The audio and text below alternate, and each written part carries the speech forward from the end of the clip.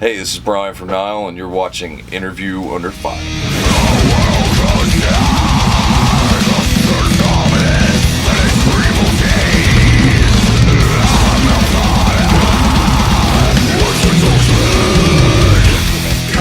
Welcome back to Texas, man. Thank you. Real quick, what do you think of when you hear the word Texas? Texas, Pantera, Oh yeah. whiskey, barbecue, Yeah. and just heavy metal. Yeah, all the 4 check marks. Have you Yeah. been to Buc-ee's? Have you heard of this place? Yes, it's like the Walmart of gas stations. So it's starting to Right. become like a main attraction, especially like down south. I don't know where you guys are headed on the next tour date. We're going to be in Texas for a few days, but Okay. the last time we toured with Soulfly, we did stop at a Buc-ee's, and they have like the most amazing assortment of beef jerky ever. Like the people say, it's like a gas station on like steroids or something like Pretty that. much, yeah. You guys came in November 2018, right? Last year? No, it was May or April 2018. Okay, so when you joined, Nile's from Greenville, South Carolina. Where are you from specifically? The same area, yeah. I mean, roughly Greenville, upstate South Carolina. All right, and so you guys have been touring with Terrorizer, more than halfway through the tour. How has it been? It's been great. We're sharing a bus, and luckily everybody gets along. Yeah, that's important. Yeah, of course. Yeah, especially on a long tour like this. It's 6 weeks, so we're 5 weeks in, and it's going great. Yeah, shows are killer too. And well, I know you're the newcomer of this band, but I mean, this band has been around for almost nearly 3 decades. I mean, do you still get nervous before a show? Or do you ever get nervous before a show? I don't know if nervous is the right word. Yeah, I mean, I still get butterflies just because you're this music isn't the easiest thing to play out there. But there's a confidence to it too, because I mean, you practice so many years, and I know I can get up there and do my job. But it's other things to think about, like, am I going to hear everything from the monitor? Am I going to drop a pick? But it's still rock and roll, and it's meant to be a little dangerous. Any pre-show rituals that you might do, or you guys do as a band? Or if you even count it as a ritual? I like to jerk off before I go on stage. No, just practice, man. Just play guitar most of the day. Get plenty of sleep for the pipes. So, like I said, like when you joined Nile, what do you think as a person? Like, what new element do you feel like you bring to this band? So this is the first new album you actually did with them, with Nilotic Rites, and well, for years I trained classical guitar. Okay. Traditional with the fingers and everything. So maybe a bit more of a classical harmonic sense, maybe. I don't really know how to word that, because it's like somebody asking, what's your style? It's like, I don't know, I just do my thing. And maybe the vocal range, yeah. But other than that, I don't really know how to answer that. Did you already have a relationship with the band before you joined, or was it like, hey, Brian? I was acquainted with Carl, but I was friends with Brad. Yeah. Right. So whenever the time came for them to look for somebody, he just kind of hit me up, and dropped, the word in Carl's ear. So I had met Carl briefly, here and there, because I was a local guy, and it's a small town, so you just kind of run into people here and there. Carl mentioned in one of his interviews that it took the band and Nile the longest that they ever wrote an album. It took them almost 2 years. Do you feel like that having you join the band, did that have something to do with it, about incorporating new ideas? For example, like how you train classical guitar. And this is the 9th studio album. Right. And you guys have come a long way. Well, I think that replacing a longtime member has its obstacles. Of course. So yeah, I mean the material had to be good. But it really, I don't know how to answer that, because I wasn't around for the other records. All I know is about this one. The previous 8 records. Right, I wasn't around for any of that, so I'm sure that it had something to do with it, and just getting everything, cutting all the fat off the steak so that you just got a big, nice piece of filet mignon. Yeah. So, and then he also mentioned Carl, the new album, that the new album is about renovation, rebirth, and re-envisioning, which I'm actually quoting him on this. Why do you believe he said that, and why is it that it feels like a team dynamic where he feels like that was very important in producing? Well, because all of us worked on it. Carl had 5 songs that he brought. Yeah. I had 4 songs that I brought. George had a song all to himself that he brought, and then Brad also had, various riffs that contributed in one way or another. So I think it's a big team effort. I mean, we went back and forth with demos so many times. Did it start off with Carl, or did he start writing the music, or is it just like you guys write your own thing and then collaborate? No, well, he writes the lyrics, and he'll have 3 or 4 different songs, and he'll say, well, I'm taking this one. If you have any music that might fit with this one, or you want to try this one, this subject, if you like it, and you snatch the piece of paper and go home and work with it. Yeah. And that's kind of your template, instead of writing the music as best you can and then trying to make the words fit. Like if you're staring at a piece of paper that's already got the topic there, it kind of gives you an atmosphere to work with, something that's really frantic and violent lyrics needs frantic and violent riffing, whereas something like more atmospheric, you see what I mean. Do you know when a song is done? It's probably a very open-ended question, but it's... you just kind of know sometimes, I think. Okay. You just kind of know, like, enough is enough. It's time to go do something else.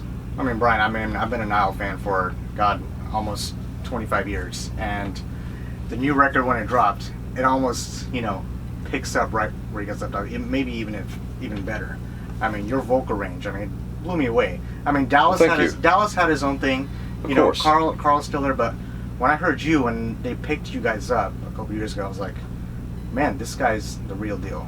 Having to actually sit here with you to actually talk to you about this, it's pretty encouraging to hear that from you. So I appreciate the work that you guys have done. Well, and the new I record, appreciate the compliments. Thank you. And it's only a few weeks old, so it's not even a few weeks old. No, it's a week old. It's a month now. Just month? November 1st. Okay. Yeah. So do you have any other interests that provide your creativity into the band? Something that's not related to music, rather? I have a family. I have a wife and 2 kids and a dog and a shit ton of bills, so that keeps me pretty busy. No shit. Aside from that, I own my own paint business back home. Okay. And I like to work out. That's about it. Yeah. So have your aspirations as a person, or maybe even a band, have changed since you first started music? So I know you were not with Nile before this, with previous bands that you've engaged in, previous gigs you've done. Has anything changed since then? As your approach to what you're doing now?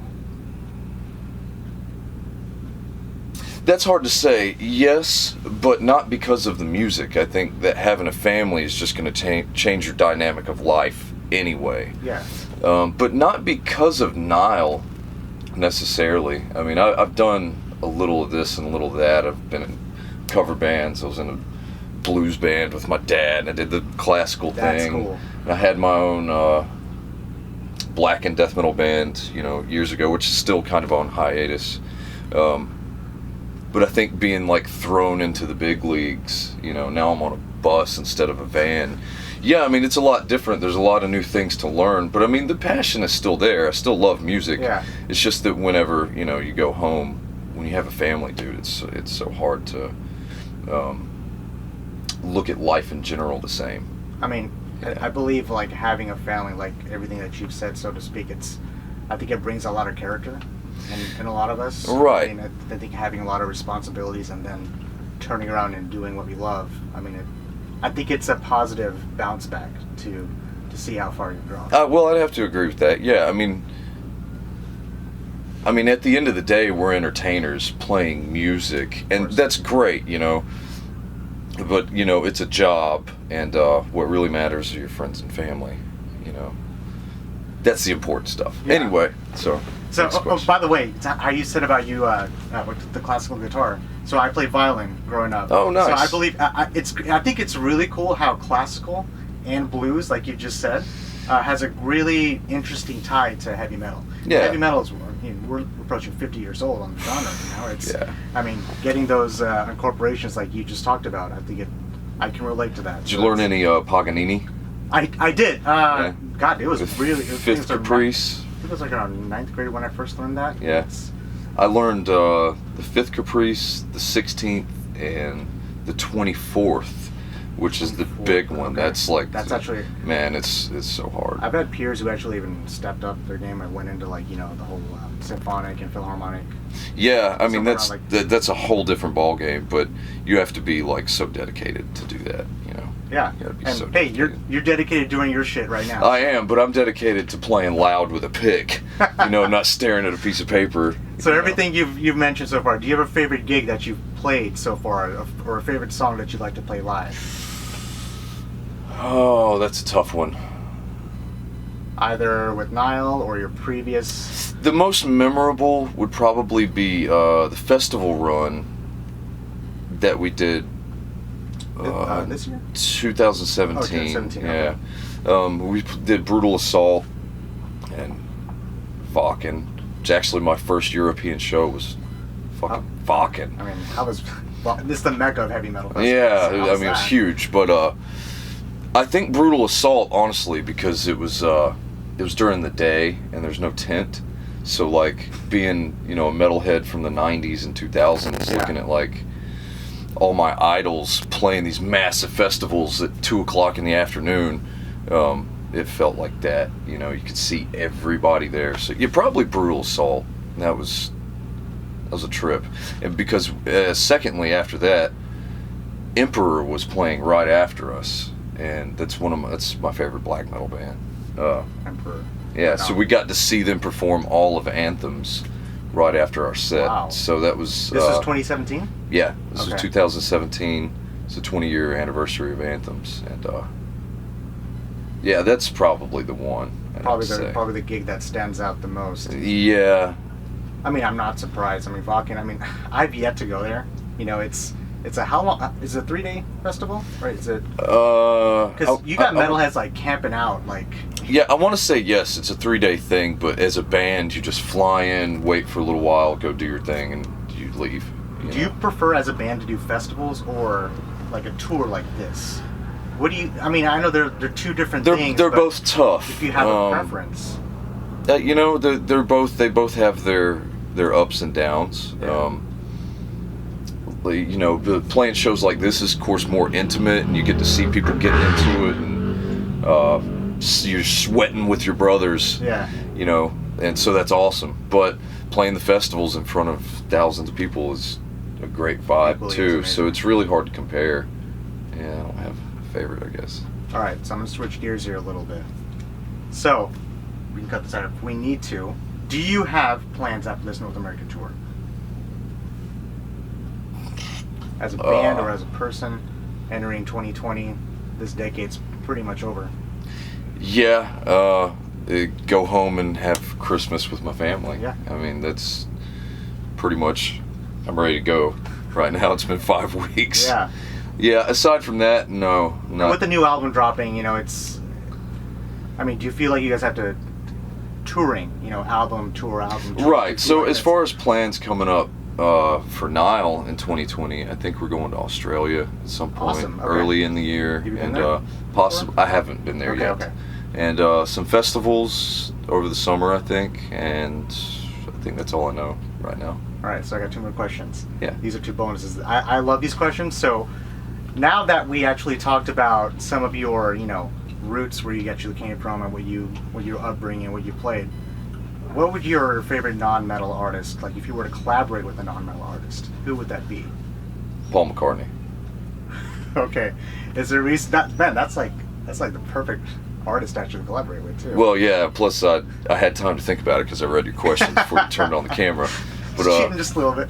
I love the Beatles. I kind of grew up on that stuff, and I'd say John Lennon, but he's dead. Rest in peace. So yeah, Paul McCartney. That's my one. That shit'll never happen either. Hey, never say never, man. Hey, you're here on a bus touring with the heavy hitters. I mean, you're with the Nile. That's true. So, never That's say true. never, man. I'm just throwing that out there. But Paul McCartney's in like a spaceship or something. Yeah. He gets to You just gotta beam yourself up, man. fly to his next gig. So now, if you weren't a musician, what would you think you'd be doing right now? This will be the last question. Oh man, I don't know. What, you just want me to make up something? Sure. Why not? You want to be? I mean, because on a you know, spaceship. it's hard to think of like what would you be? I'd be a landscaper. That's really what I wanted to be. Ending this interview with a banger. I always wanted to be a landscaper, just cutting grass all day. Or wait, we're in Texas, cutting grass. Cutting grass. Do you ever Texan accent? Or was I'm that- from South Carolina, so I got an accent for you. Oh, so there's a question I just forgot to ask. How's the metal scene over there? From where you first, you grew up there, so it's not you hear every day. Of Well, bands it's coming out not of big. South Carolina. No, it's not big. I mean, there's not too many venues in the upstate that cater to heavy metal in general. Yeah. And I mean, there is a local scene. There's a local scene everywhere. Of course. It's just that, I think there have been some innovative things that came from there. Nile, of course, and Lecherous Nocturne is from there. My band, Inthian, is from there. Brad and his other band, Olkoth, is from there. And there's some others too, but it's not like a vibrant local scene because there's just not a whole lot of people like, Atlanta or Boston. Yeah. or Tampa or LA or anything, but there is somewhat of a scene. Yeah. Did you guys already make a stop out there for this tour? Or is it- We did Atlanta and Charlotte, and I think the last gig is Greenville. Okay. Yeah, so I'll get to be nice and rested for that one. All right. Well, Brian, I appreciate you, man. Thank you, sir. Go crush it on this Yeah, tour. man. Be a good one. It was a pleasure sitting with you guys, and of course, Nilotic Rites is out right now. Go pick that shit up. Thank you.